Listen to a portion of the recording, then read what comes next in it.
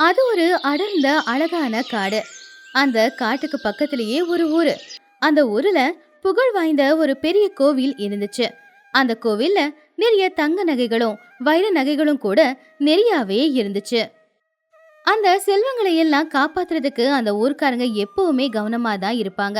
ஆனா அந்த ஊரை சுத்தி ரொம்பவும் புகழ் வாய்ந்த திருடன் ரங்கையா சுத்திக்கிட்டே இருப்பான்.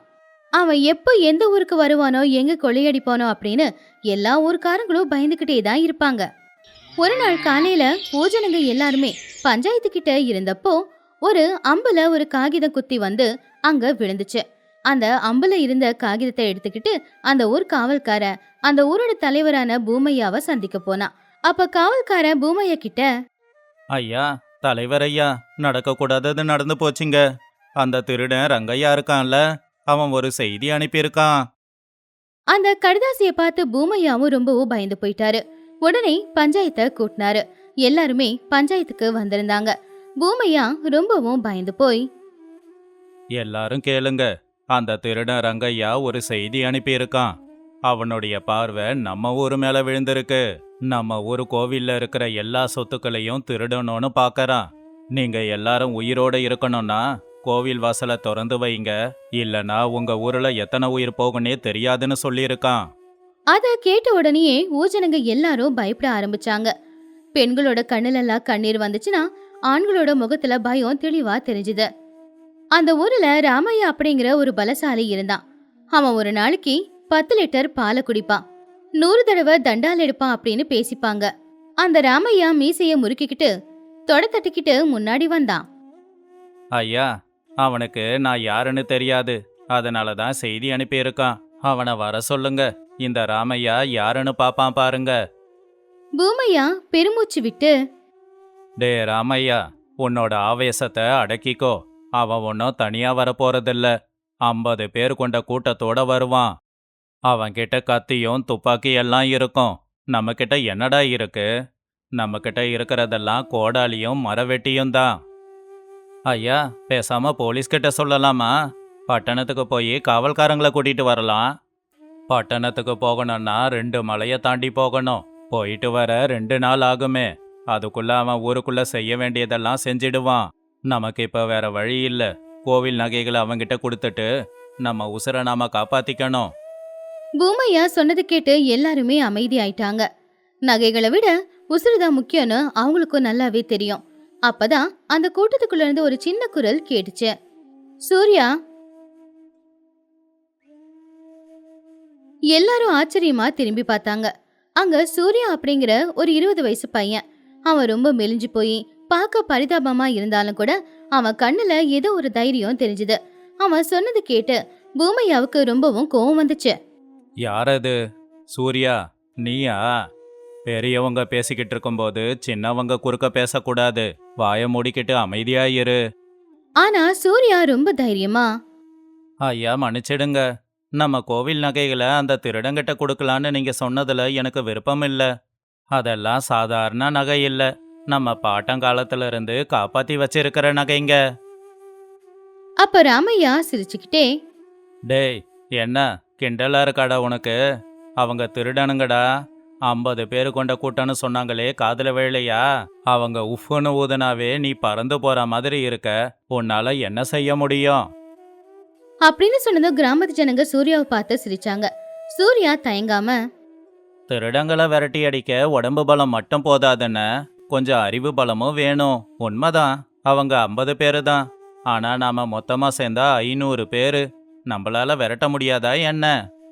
அது கேட்டு பூமையா, சொல்லுப்பா அறிவாளி, உன்கிட்ட நல்ல யோசனை ஏதோ இருக்கும் போலயே.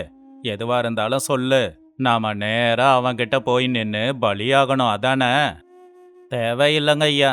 நாம அவன்கிட்ட நேரடியா நின்னு மோத வேண்டியதில்ல. எனக்கு ஒரு வாய்ப்பு கொடுங்க. நான் அந்த ரங்கையாவை எப்படியாவது பிடிக்கிறேன்.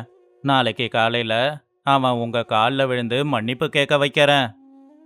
அது கேட்டு தலைவர், உனக்கு பைத்தியம் பிடிச்சிருக்கு சூர்யா. ஒருவேளை உன் திட்டம் வேலை செய்யலன்னா அவன் நம்ம எல்லாரையும் கொன்னுட்டா ஏன் உயிரை பணையம் வைக்கிறங்க ஐயா. ஒருவேளை நாம எந்த முயற்சியும் பண்ணாம தோத்து போயிட்டா கவலையா தானே இருக்கும். முயற்சி பண்ணி தோத்து போனாலாவது குறைஞ்சது முயற்சியாவது பண்ணமேன்னு மனசை ஆறுதல் படுத்திக்கலாம். அந்த வாய்ப்பை எனக்கு கொடுங்க. அப்படின்னு சூர்யா தியாகம் பண்ணவும் தயாரா இருந்தா. அவன் ரொம்ப தைரியமாவும் இருந்தான். ஊஜனங்களுக்கு அவன் மேல நம்பிக்கை வந்துச்சு. இவனால ஏதாவது செய்ய முடியும் அப்படின்னு அவங்க நினைச்சாங்க. சரிடா, நீ சொன்னதை கேட்குறோம். எதனா பிரச்சனை வந்தா உன்னதான் முதல்ல ரங்கையா கிட்ட கொடுப்போம். சரிங்க அண்ணே, இப்ப நாம தயாராகணும். எனக்கு கத்தி கடப்பாரை எல்லாம் தேவையில்லை. நம்ம ஊர்ல இருக்கிற விளக்கேத்துற எண்ணெய், கொஞ்சம் பச்சை மிளகா, பழைய பானை, உடைஞ்சு போன கண்ணாடியும் கயிறும் வேணும். யுத்தத்துக்காக சூர்யா கேட்ட பொருளை பார்த்து எல்லாரும் ஆச்சரியப்பட்டாங்க. யுத்தத்துக்கு பச்சை மிளகாவா? இவனுக்கு பைத்தியம் பிடிச்சிருக்கு போல தெரியுது. ஆனா சூர்யா சொன்னது கேட்டு இவன்கிட்ட ஏதோ யோசனை இருக்கு அப்படின்னு ஜனங்க நம்பினதுனால அவனுக்கு தேவையான எல்லாத்தையுமே ஏற்பாடு பண்ணாங்க. சூர்யா சொன்னபடி ஊர்ல இருக்கிற பொம்பளைங்க எல்லாருமே காஞ்ச மிளகாவை அரைச்சுக்கிட்டு இருந்தாங்க. ஆம்பளைங்க எல்லாரும் சேர்ந்து ஊரோட எல்லையிலேயே ஒரு பெரிய பள்ளத்தை தோண்டினாங்க. ராமையாவும் ஊர்க்காரங்களும் சேர்ந்து மரத்துல கயிறை கட்டிக்கிட்டு இருந்தாங்க. சூர்யா என்ன பண்ணணும் எப்படி பண்ணணும்னு எல்லாருக்குமே சொல்லி கொடுத்துக்கிட்டு இருந்தான். அப்ப சூர்யா ஒரு பாட்டி கிட்ட போய், பாட்டி, இந்த மிளகாத்தூளில் கொஞ்சம் சாம்பலை கலந்து வச்சிடுங்க. காத்துக்கு நல்லா பறக்கும். பாட்டி சிரிச்சுக்கிட்டே, டேய் நீ பெரிய ராட்சசண்டா, அந்த திருடனுங்களை உண்டு இல்லைன்னு ஆக்கிடுவ போலையே. நாமெல்லாம் யாருன்னு அவனுங்களுக்கு தெரிய வேண்டாமா பாட்டி? அதுக்கப்புறம் அவன் ராமையா கிட்ட போய், அண்ணா, இந்த பள்ளத்து மேல சின்ன சின்ன குச்சியை வச்சு அதுக்கு மேல மண்ணை தூவி விடுங்க. பார்க்க சாதாரண தர மாதிரி தான் இருக்கணும். அப்புறம் நம்ம ஆளுங்க எல்லாரையுமே அந்த மரத்துக்கு பின்னாடி போய் ஒளிஞ்சிக்க சொல்லுங்க. நான் ஒரு விசில் அடிச்ச உடனே எண்ணெய் இருக்கிற பானையை அவங்க தூக்கி போடணும். ராமையா அதை கேட்டு, டே சூர்யா, எனக்கு என்னமோ பயமா இருக்கு. நீ செய்யறதெல்லாம் அவங்கள தடுக்குமா? பயப்படாதீங்க அண்ணே. யானை அடக்க இன்னொரு யானை தான் வரணும்னு அவசியம் இல்லை. ஒரு சின்ன பள்ளம் இருந்தாலே போதும். என்ன நடக்க போகுதுன்னு பாருங்க. அன்னைக்கு அமாவாசைங்கிறதுனால ராத்திரி நேரம் கடுமையான இருட்டு. ஜனங்க எல்லாரும் வீட்டுக்குள்ள போயிட்டாங்க.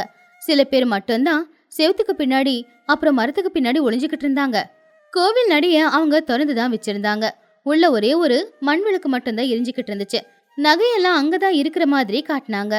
சரியா நடுராத்திரி தாண்டினதுக்கு அப்புறமா குதிரைங்க ஓடி வர சத்தம் கேட்டுச்சு. டக் டக் டக் டக்னு சொல்லி குதிரைங்க மேல ஏறி உட்காந்துக்கிட்டு அந்த 50 பேர் கொண்ட திருட்டு கொட்டும் ஊர் எல்லையை நோக்கி வந்துகிட்டு இருந்துச்சு. எல்லாருக்கும் முன்னாடி ஒரு கருப்பு குதிரையில ஏறி உட்காந்துக்கிட்டு திருட்டு கூட்டத்தோட தலைவனான ரங்கையா வந்துகிட்டு இருந்தான். அவன் பாக்குறதுக்கு பெரிய மீசையோட பயங்கரமா இருந்தான். ரங்கையா சத்தமா சிரிச்சுக்கிட்டே, பாத்தீங்களாடா, இந்த ஊர் ஜனங்களோட பயந்தாங்கோழித்தனத்தை.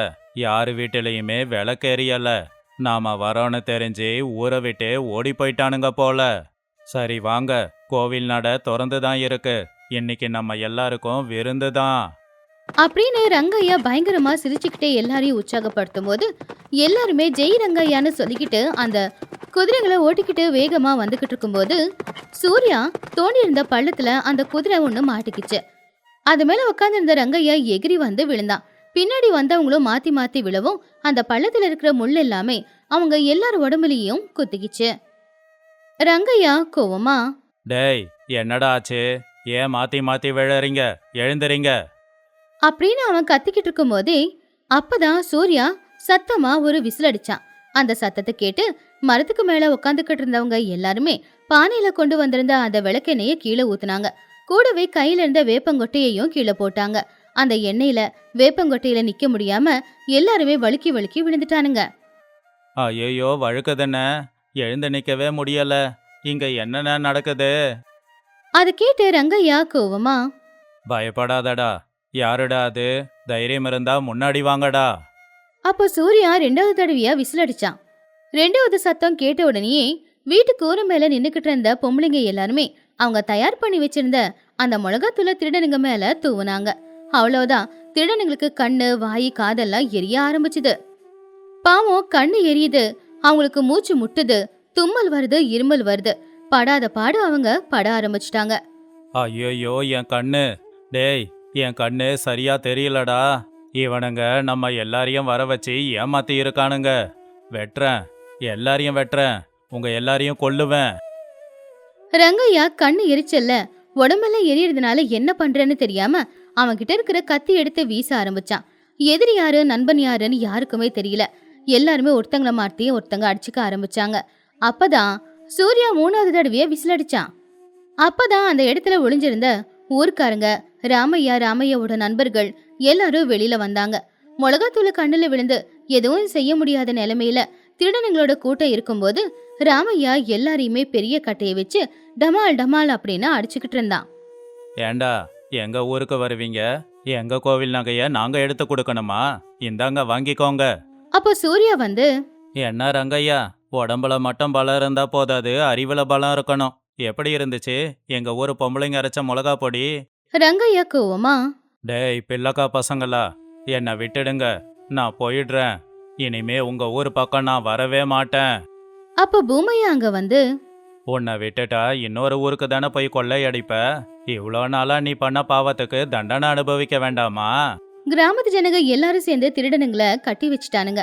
அடுத்த நாள் காலையில பட்டணத்துல இருந்து போலீஸ்காரங்க வந்தாங்க. மாட்டிக்கிட்ட திருடனுங்களை அந்த போலீஸ்காரங்க கிட்ட ஊஜனங்க ஒப்படைச்சாங்க. போலீஸ்காரங்க திருடனுங்களை பார்த்து ஆச்சரியப்பட்டாங்க. அப்ப போலீஸ்காரங்க பூமையா கிட்ட வந்து, இது உண்மையிலேயே அதிசயம். இந்த ரங்கையாவை பிடிக்க நாங்க பல வருஷமா கஷ்டப்பட்டுக்கிட்டு இருக்கோம். ஆமா, நீங்க எப்படி பிடிச்சீங்க? அப்ப பூமையா சூர்யாவோட தோள்ல கைய போட்டு பெருமையா, இது எல்லாத்துக்கும் காரணம் எங்க ஊர் பையன் சூர்யா தாங்க. இவனுங்க வரானுங்கன்னு கேள்விப்பட்ட உடனே எல்லாத்தையும் கொடுத்துட்டு ஓடி போய் ஒளிஞ்சுக்கலான்னு நினைச்சோம். ஆனா சூர்யா தான் புத்திசாலித்தனமா இவனுங்களை பிடிச்சிட்டான். அப்போ சூர்யா, இது நான் மட்டும் தனியா செஞ்ச காரியம் இல்லைங்க ஐயா. நான் சொன்னதை ஏத்துக்கிட்டு ஊரு ஜனங்க எல்லாருமே ஒற்றுமையா உதவி செஞ்சதால தான் இந்த திருடங்களை பிடிக்க முடிஞ்சது. இல்லைன்னா நடந்திருக்காது. இது எங்க ஊரோட வெற்றி. அப்போ ராமையா சந்தோஷமா, டே தம்பி, உன்னை சின்ன பையன்னு நினைச்சோம். ஆனா நீ ரொம்ப புத்திசாலிடா. உடம்பு பலம் மட்டும் போதாது, அறிவு பலமும் வேணும்னு நிரூபிச்சிருக்க.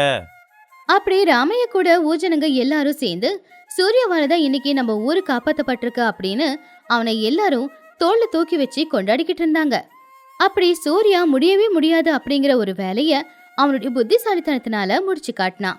பிரச்சனை வந்தா பயப்படக்கூடாது, அதை எதிர்த்து நிக்கணும் அப்படிங்கிற பாடத்தை அந்த ஊஜனங்க கத்துக்கிட்டாங்க.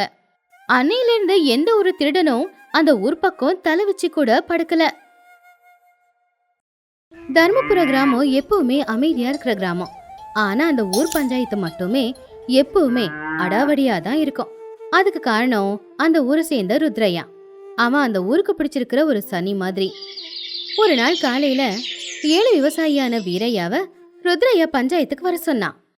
என்னடா வீரையா, 100 ரூபாய் கடன் வாங்கின, ஒரு மாசத்துக்குள்ள தரேன்னு சொல்லி இன்னும் கொடுக்காம இருக்கியே. ஐயா கோவப்படாதீங்க ஐயா, மழை சரியா பெய்யாம விளைச்சல் சரியா வரலங்க. இன்னும் ஒரு மாசம் அவகாசம் கொடுத்தீங்கன்னா நாய் மாதிரி வேலை செஞ்சாவது பணத்தை கொடுக்குறேன். நாய் மாதிரியா வேலை செய்யற? நாய்ங்க என் வீட்டில் நிறைய இருக்குடா. எனக்கு தேவை நான் கொடுத்த பணம். பணத்தை கொடுக்கலனா உன் உடம்புல இருக்கிற சட்டையை இங்கேயே கழட்ட சொல்லுவேன். ருத்ரையா மிரட்டருக்கு வீரையா பயந்துகிட்டு இருக்கும்போது அப்பதான் ரங்கா அந்த பக்கமா வந்தான். ருத்ரையா, கொஞ்சம் பொறுமையா பேசுங்க. விளைச்சல் இந்த வருஷம் சரியா விளையலன்னு ஊர்ல எல்லாருக்கும் தெரியுமே, கொஞ்சம் கருணை காட்டலாம்ல. ஓஹோ, நீயா ரங்கா? உன்னோட வயல்ல மட்டும் விளைச்சல் நிறைய விளைஞ்சதால திமிரா பேசுறியா? உனக்கு அவன் மேல அவ்வளோ அக்கறை இருந்தா அவன் வாங்கின பணத்தை நீ கூட. என்கிட்ட அவ்வளோ பணம் இல்லைங்களே ஐயா. இல்லைன்னா தேவையில்லாத விஷயத்துல ஏன் மூக்க நுழைக்கிற? போய் வேலையை பாரு. டே வீரையா, உனக்கு நாளைக்கு வரைக்கும் தான் அவகாசம். நீ பணத்தை கொடுக்கலனா உன்னோட வீடு எனக்கு சொந்தம். ருத்ரையா கோவமா அங்கிருந்து போயிட்டான். ரங்கா என்ன பண்றதுன்னு தெரியாம யோசிச்சுக்கிட்டு இருந்தான். இது எல்லாத்தையுமே தூரத்துல இருந்து வீட்டு திண்ணையில உக்காந்துக்கிட்டு பாத்துக்கிட்டு இருந்தாரு சோமையா. ஏங்க, வர வர அந்த ருத்ரையா பண்ற அநியாயம் எல்லாம் மீறிக்கிட்டே இருக்கு. அந்த வீரையா கஷ்டப்படுறத பார்க்கவே முடியல. நீங்களாவது 4 நல்ல வார்த்தையை எடுத்து சொல்லலாம்ல. நான் போய் பேசணுமா? அந்த ருத்ரையா கிட்ட எல்லாத்தையும் இழந்தவன் நான் தான். என் பேச்சை இந்த ஊரு கேட்குமா? ருத்ரையாவை அடக்க வேற யாராவது தான் வரணும். அதுவும் உண்மைதான். அவன்கிட்ட நாம தோத்து போயிட்டோம். நாம என்ன பண்ண முடியும்? அடுத்த நாள் காலையில ரங்கா அவனுடைய வயல்ல இருக்கும்போது ருத்ரையா அவனுடைய அடியாட்களையும் அப்படியே ஊர் பெரிய மனுஷங்களையும் கூட்டிக்கிட்டு அங்க வந்தான். வணக்கங்க ஐயா, சொல்லுங்க. என்ன ஊர் பெரிய மனுஷங்க எல்லாரும் ஒன்றா வந்திருக்கீங்க? போதும் நீ கொடுத்த மரியாதையெல்லாம். வயல் பார்க்க பச்சை பசேல்னு இருக்கு. எல்லாம் உங்கள் கருணை தாங்க ஐயா. என்னோட கருணை இல்ல, இந்த பத்திரத்தை பாரு. ருத்ரையா ஒரு பழைய பத்திரத்தை தூக்கி ரங்கா முகத்து மேல விட்டெறிஞ்சான். இது என்னங்க ஐயா? அது என்னன்னு நம்ம ஒரு கணக்கு புள்ள சொல்லுவாரு. இது ரங்கா, இதுல என்ன எழுதியிருக்கு அப்படின்னா, உங்க அப்பா இருக்காரு, அவரு ருத்ரையாவோட அப்பா கிட்ட 10 வருஷத்துக்கு முன்னாடி 10 ஏக்கர் நிலத்தை அடகு வச்சு பணம் வாங்கினதா எழுதி வச்சிருக்கு. 50,000 ரூபாய் எங்க அப்பா கடன் வாங்கினாரா? ஆனா அவர் என்கிட்ட சொல்லலையே. ஏங்க இங்க என்ன நடக்குது? ஒன்றும் இல்லைம்மா, உங்க மாமனார் வாங்கின கடன் இப்போ 1,00,000 ரூபாயா நிற்கிது. அடுத்த 15 நாளுக்குள்ள நீங்க கடனை கொடுக்கணும். அப்படி இல்லைன்னா உங்க வயலை எடுத்துப்பேன். 1,00,000 ரூபாயா? இது அநியாயம். எங்க அப்பா கடன் வாங்கினதே இல்லை, இது போலி பத்திரம். டேய் ரங்கா, பத்திரத்தை போய் போலி பத்திரங்கிற? அதில் உங்க அப்பாவோட கைநாட்டு இருக்கு பாரு, அதுக்கு இந்த மாணிக்கையா தான் சாட்சி. மாணிக்கையா, என்ன சொல்றீங்க? இது உண்மையா? அந்த பத்திரத்தில் இருக்கிறது உண்மைதான் ரங்கா. பத்திரப்படி பார்த்தா ருத்ரையா சொல்றது உண்மைதானே? கேட்டியா? சட்டம் என் பக்கம் இருக்கு. உனக்கு 15 நாள் தான் அவகாசம். எப்படியும் இந்த வயல் எனக்கு தான் சொந்தம். வாங்க போலாம். ருத்ரையாவும் ஊர் பெரிய மனுஷங்களும் அங்கிருந்து போயிட்டாங்க. ரங்காவும் லக்ஷ்மியும் கவலையோட உக்காந்துட்டாங்க. ஏங்க இப்ப என்ன பண்றது? நமக்கு இருக்கிறது இந்த வயல் மட்டும்தான். இதுவும் இல்லனா நாம நடுத்தருவுக்கு வந்துருவோம். நான் செத்தாலும் இந்த வயலை விட்டுட மாட்டேன் லக்ஷ்மி. அந்த ருத்ரையா யாருன்னு எல்லாருக்கும் காமிக்கிறேன். ரங்கா ஊருக்குள்ள போய் தெரிஞ்சவங்க எல்லார்கிட்டயுமே உதவி கேட்டான். ஆனா ருத்ரையோட பேரு கேட்டவங்க யாருமே அவனுக்கு உதவி செய்ய முன் வரல. டே ரங்கா, எனக்கு அது போலி பத்திரம்னு தெரியும். ஆனா உனக்காக நான் சாட்சி சொன்னேன்னா என் குடும்பத்தையே அந்த ருத்ரையா ஊரை விட்டு துரத்திடுவான். நானே இப்போ அவன் காலுக்கடியில் தாண்டா விழுந்து கிடக்கிறேன். நமக்கு எதுக்குடா இந்த வம்பெல்லாம்? பேசாம நிலத்தை அவன்கிட்ட கொடுத்துட்டு நீ கூலி வேலைக்கு போயிடு. டேய், நீங்களாம் உயிரோட இருந்தாலும் எப்பவோ செத்துட்டீங்க. வேற எந்த வழியும் கிடைக்காம கடைசி முயற்சியா ரங்கா சோமையாவை பார்க்க போனான். தாத்தா, என்னை காப்பாத்து. அந்த ருத்ரையா என் வயலை எடுத்துக்க பார்க்கறான். ஊர்ல யாருமே உதவி செய்ய மாட்டேங்கிறாங்க. நீங்க தான். கவலைப்படாத ரங்கா, உனக்கு எல்லாம் நல்லபடியா தான் நடக்கும். ஆனா அவனால என் வாழ்க்கையே போயிடுச்சே. உங்க வாழ்க்கை போயிடுச்சா? ஆமா, அந்த ருத்ரையா கிட்ட இப்ப இருக்கே அத்தனை ஏக்கர் நிலம், அது எங்க அப்பாவோடது. இப்போ அதுக்கு அவன் தான் சொந்தக்காரன். என்கிட்டயும் இதே மாதிரி ஒரு போலி பத்திரத்தை கொடுத்து ஊர் பெரிய மனுஷங்களை சாட்சி சொல்ல வச்சு இருந்த நிலத்தை புடுங்கிக்கிட்டான். அவனை விடக்கூடாது தாத்தா, ஏதாவது பண்ணணும். அவனை அடிக்க முடியாது, கொல்ல முடியாது. அவன்கிட்ட பணமும் அதிகாரமும் இருக்கு. ஆனா அப்போ ரங்கா, அவனை எதுவும் செய்ய முடியாதா தாத்தா? நிச்சயம் இதுக்கு ஒரு வழி இருக்கும் ரங்கா. சோமையாவும் ரங்காவும் சேர்ந்து ஒரு திட்டத்தை போட்டுக்கிட்டு இருந்தாங்க. அடுத்த நாள் காலையில ரங்கா கோயிலுக்கு போய் கோவில் வாசல்ல நின்னு சத்தமா கத்தி அழ ஆரம்பிச்சான். சாமி, என் வயல் போனாலும் பரவாயில்ல. ஆனா ராத்திரி என் கனவுல தாத்தா வந்து சொன்னது அந்த வயலை விட ரொம்ப பெருசு. ருத்ரைய கிட்ட அடியாள் வேலை பார்க்கிற கிருஷ்ணா அந்த இடத்துல தான் இருந்தான். அவன் ரங்கா சொன்னதை கேட்டான். டே ரங்கா, நம்ம வயல் போகுதுன்னு வருத்தப்படாத. அந்த ஜமீன்தார் புடுங்கின சோமையா தாத்தாவோட வயல் இருக்கே, அந்த வயல்ல ஒரு பெரிய ஆலமரத்துக்கு கீழே ஒரு பெரிய புதையல் ஒன்று இருக்கு. அந்த புதையல் சம்பந்தப்பட்ட ரகசிய காகிதம் நம்ம வீட்டில் தான் இருக்கு. அந்த புதையல் நமக்கு தான் சொந்தம்னு சொன்னாரு. சாமி, அந்த புதையல் கிடைச்சிட்டா போதும், இந்த மாதிரி 10 வயலை வாங்குவேன். இந்த விஷயம் கிருஷ்ணா மூலமா ருத்ரைய காதுக்கு போச்சு. என்னது புதையலா? சோமையாவோட பழைய வயல்லையா? ஆமாங்க ஐயா, அந்த ரங்கா கோவில்ல சாமி கிட்ட சொல்லிக்கிட்டு இருந்தான். அவங்க தாத்தா கனவுல வந்து சொன்னாராமா.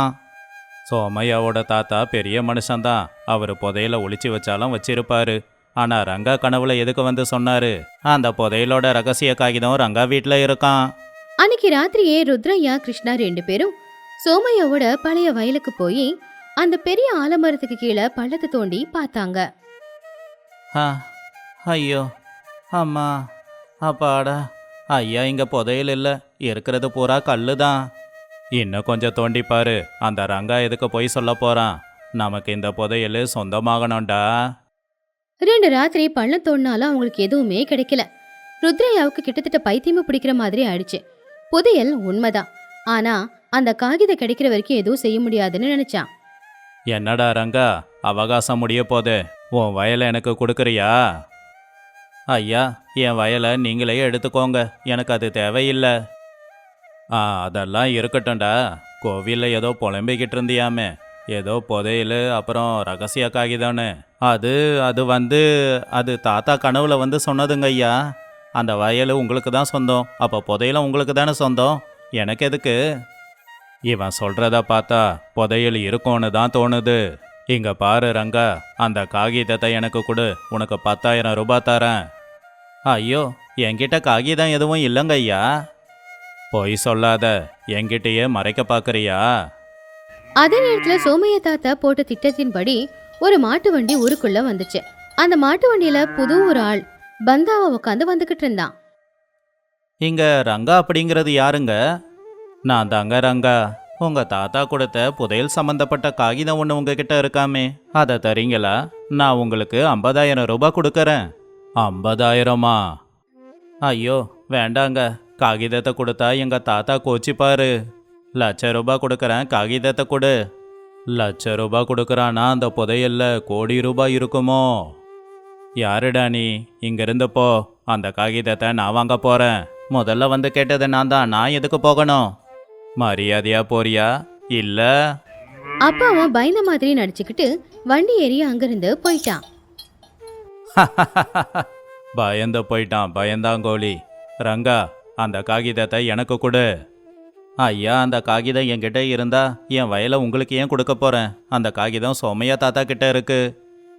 என்னது, அந்த கிழவங்கிட்டயா? ருத்ரையா கோவமா சோமையாவோட வீட்டுக்கு போனான். டே கிழவா, அந்த புதையல் காகிதம் எங்க இருக்கு?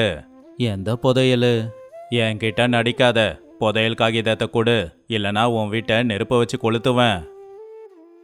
இங்க பாருங்க சோமையா, நான் பொறுமையா கேட்குறேன், காகிதத்தை கொடுங்க, உங்களுக்கு வேணுங்கிறத வாங்கிக்கோங்க. எனக்கு வேற எதுவும் வேணாம், என் வயலை எனக்கு கொடுங்க, அது போதும்.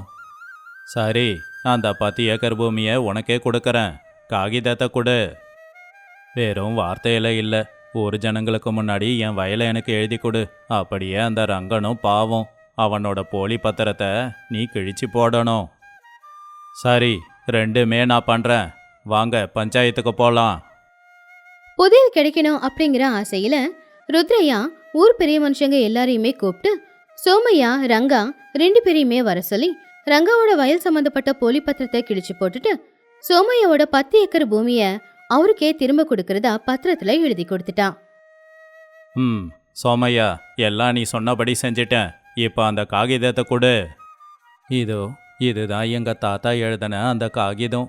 ஆலமரத்துக்கு கீழே 10 அடி தோண்டுனா போதும். ருத்ரையா அந்த காகிதத்தை வாங்கிக்கிட்டு பைத்தியக்கார மாதிரி வயலை நோக்கி ஓடுனான். ஏங்க, உண்மையிலேயே அவனுக்கு காகிதத்தை கொடுத்துட்டீங்களா? அது புதையல் ரகசியம் இல்லை, நம்ம பழைய புத்தகத்துல இருந்து கிழிச்ச ஒரு காகிதம்தான். அது மட்டும் இல்லை, நேற்று ராத்திரியே அந்த ஆலமரத்துக்கு கீழே 10 அடிக்கு தோண்டி அதுக்கு மேலே மண்ணை போட்டு மூடி வச்சிருக்கோம். அது ஒரு வலை தான்.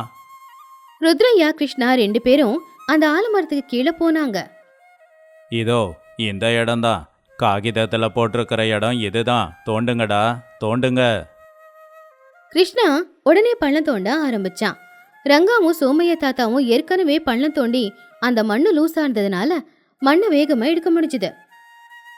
ஐயா, இந்த பள்ளத்தில் ஏதோ தட்டுப்படுது, உண்மையிலேயே புதையல் தான் போல. கிடைச்சிடுச்சு கிடைச்சிடுச்சு, இது என்னோட புதையல், எனக்கு தான் சொந்தம், நீங்க நகருங்கடா. ருத்ரையா ஆர்வமா அந்த பள்ளத்துல குதிச்சான். அவன் குதிச்ச வேகத்துக்கு பக்கத்துல இருந்த மண்ணு எல்லாமே அவன் மேல விழுந்துருச்சு. ஐயோ, யாராவது காப்பாத்துங்க, மண்ணுக்குள்ள போய்கிட்டு இருக்கேன், காப்பாத்துங்க. ஐயோ ஐயா, என்னங்க ஆச்சு? ஊர் ஜனங்கள் எல்லாம் அங்க வந்துட்டாங்க. ரங்கா அப்புறம் சோமையாவும் வந்தாங்க. என்னங்க ஐயா ருத்ரையா, புதையல் கிடைச்சதா? டே ரங்கா, மண்ணு என்ன உள்ள இழுக்குதுடா, தயவு செஞ்சு காப்பாத்துடா. பாத்தீங்களா, கடவுள் இவனுக்கு கொடுத்த தண்டனை இது. இனி இவன் தொல்லை நம்ம ஊருக்கே இல்லை. போனா போகுது அப்படின்னு சொல்லி எல்லாருமா சேர்ந்து ருத்ரையாவை காப்பாத்திட்டாங்க. ஆனா ரங்கா சோமையாவோட புத்திசாலித்தனத்தை பார்த்து ஊஜனங்க எல்லாரும் அவங்க பக்கம்தான் நின்னாங்க. சோமையா, எங்களை மன்னிச்சிடுங்க. ருத்ரையா மிரட்டினதால தான் நாங்கள் இப்படி செஞ்சிட்டோம். ஆமா ஆமா, விட்டா இவன் எங்களையே ஏமாத்துவான். அநியாயம் எப்பவும் ஜெயிக்காது. பேராசை பெருநஷ்டத்தை தான் கொடுக்கும். அன்னையிலிருந்து ருத்ரையா படுத்த படுக்கையா தான் இருந்தான். அவனுடைய அதிகாரம் அகங்காரம் எல்லாமே இப்போ விட்டு போயிருந்துச்சு. ரங்கா அவனுடைய வயல்ல எப்பவும் போலவே சந்தோஷமா விவசாயம் செஞ்சுக்கிட்டு இருந்தான். சோமைய தாத்தாவுக்கு அவருடைய வயல் அவருடைய கௌரவம் ரெண்டுமே கிடைச்சது. தர்மபுரம் கிராமத்துக்கு பிடிச்சிருந்த தொல்லை உண்மையிலேயே ஒழிஞ்சுது. ஏங்க, அந்த ருத்ரையாவோட தொல்லை இனி நம்ம ஊருக்கு இல்ல. ஆனா உண்மையிலேயே அந்த ஆலமரத்துக்கு கீழே புதையல் இருக்கா? ஆ, இருக்கு கனகா. உண்மையாவா? எங்க? பச்சை பசேல்னு இருக்கிற வயல், அதில் விளையிற விளைச்சல், இது எல்லாத்தையும் விட பெரிய புதையல் இந்த உலகத்திலேயே இல்லை.